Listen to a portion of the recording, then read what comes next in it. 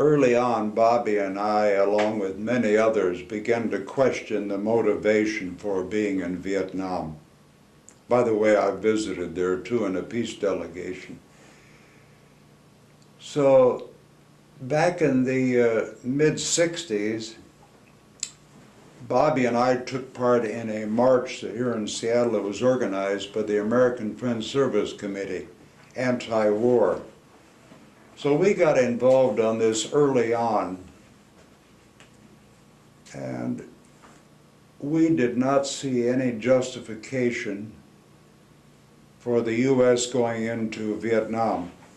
As you know, Vietnam was split during the war, and they should have been allowed to have had an election, and Ike refused to allow this to happen, and so forth and so on. The Vietnam War was probably the darkest period of our life because it went on so long.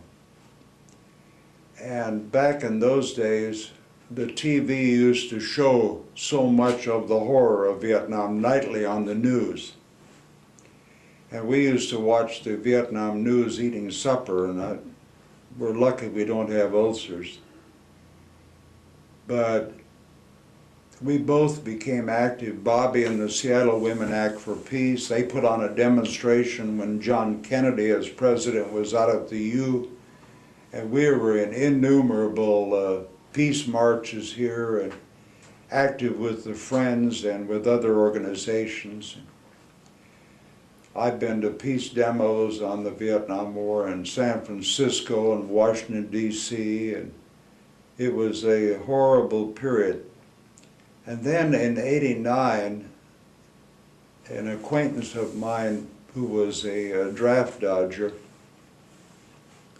who spent most of the war in Europe to avoid it, began to organize medical supplies for Vietnam.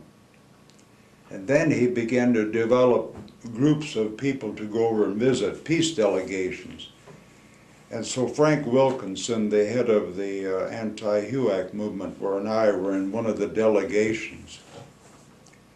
And it was from the Vietnam Peace Committee of Southern California, and we were hosted by the Vietnamese Peace Committee in Hanoi and Saigon.